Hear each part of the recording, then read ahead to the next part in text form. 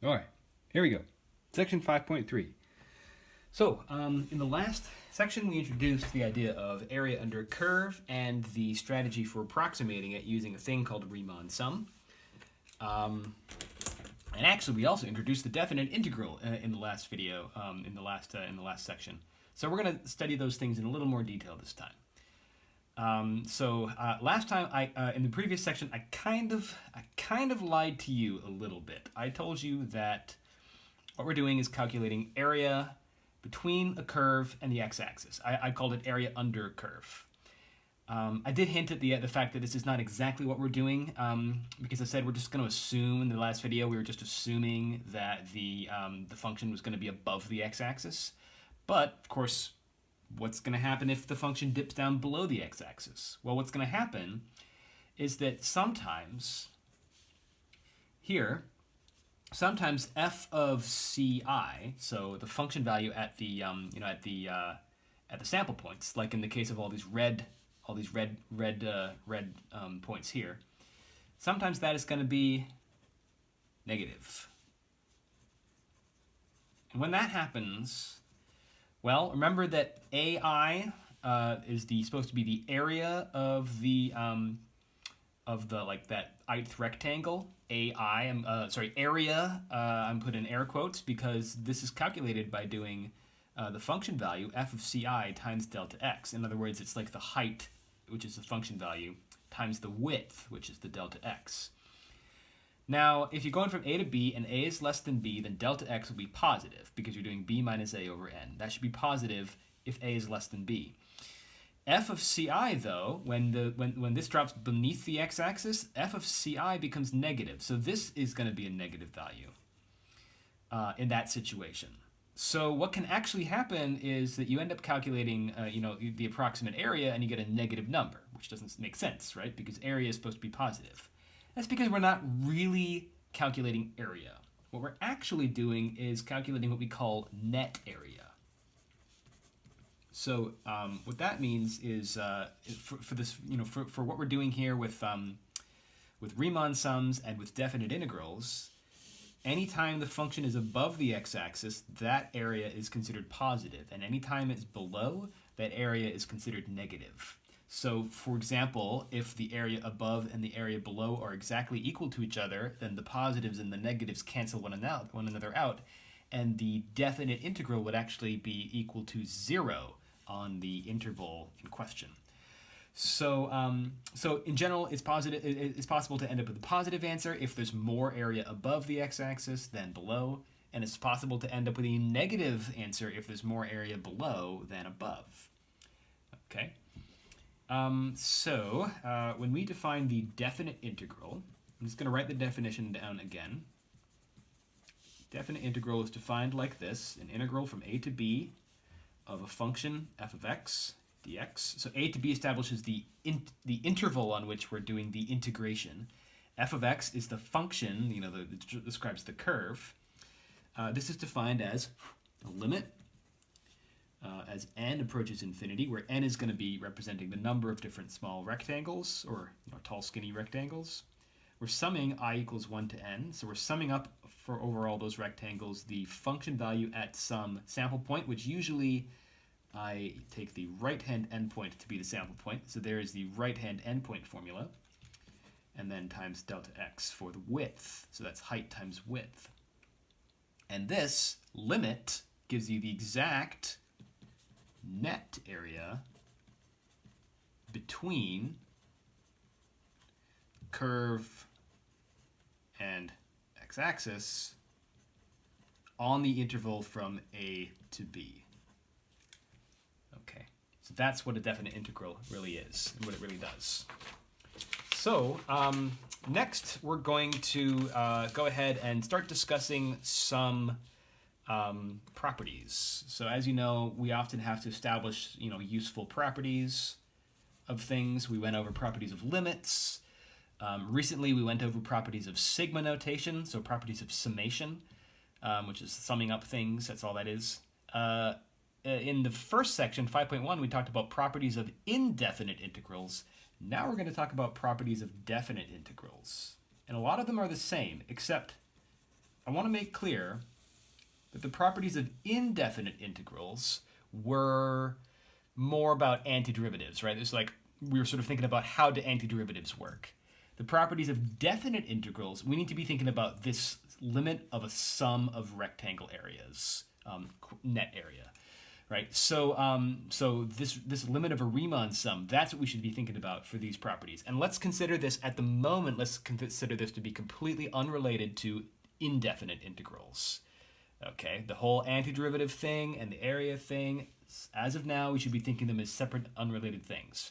But as I mentioned before, in the next section, 5.4, when we get to the fundamental theorem, we're going to relate them, you're going to connect them together, okay, and it's going to all make sense finally.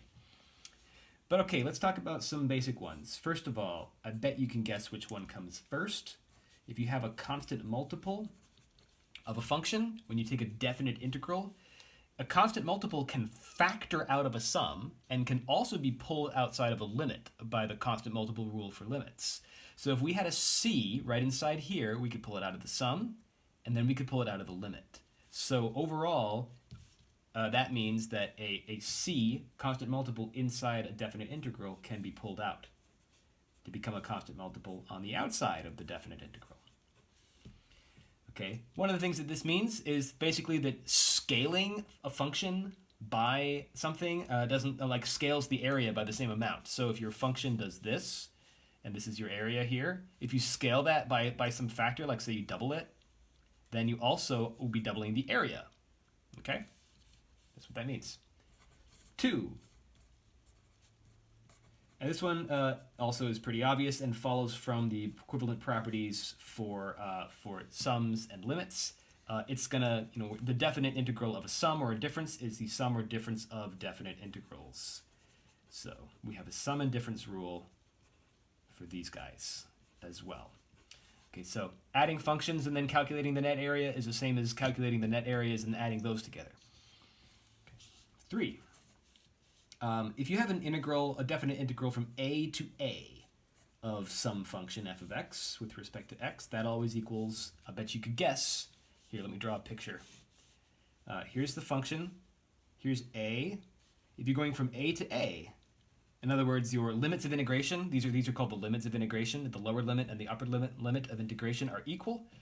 There's no area there, right? Not even any net area, right? Positive or negative. That's just going to equal 0. Okay. So that's pretty obvious because it's just going to be like a line, right? It's like if you take what would normally be some region with a left and a right boundary, but squash the boundaries together, and all you get is a line, which has 0 area. So that's 0. 4. If you have a definite integral from b to a, okay, let's swap the order of those limits of integration. B to a. Then swapping the order like that, this changes the sign. What it does is makes it negative, like this, a to b, f of x dx. So if it's b to a, you can swap the order and change it back to a to b as long as you make it negative. And vice versa, you can move this negative to the other side.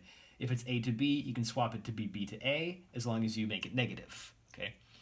It's kind of like changing the order of subtraction. In fact, that's exactly what is going on here, because the reason this happens has to do with the fact that for integrating from b to a, your delta x would be calculated as a minus b over n, which is the opposite of b minus a over n. Right? So for this one, you'll do a minus b. For this one, you'll do b minus a. So changing the order of the limits of integration changes the sign of delta x. Okay, it actually could make delta x negative, and then the whole thing would be negative. All right, one more. 5. The integral from a to b, f of x dx, if you add that to an integral from b to c, f of x dx, and that specifically has to be where the upper limit of integration from the first one, or one of them, it doesn't matter what order they go in, but the upper limit of the integration for one of them is equal to the lower limit of integration for the other. Okay, if those match each other, then these can be combined into a single integral from a to c, f of x dx. Now, the reason for this, let's draw a picture. Let's see, say this is our function y equals f of x. Let's say it's a, b, c, like that. A, b, c. The integral from a to b would be this area.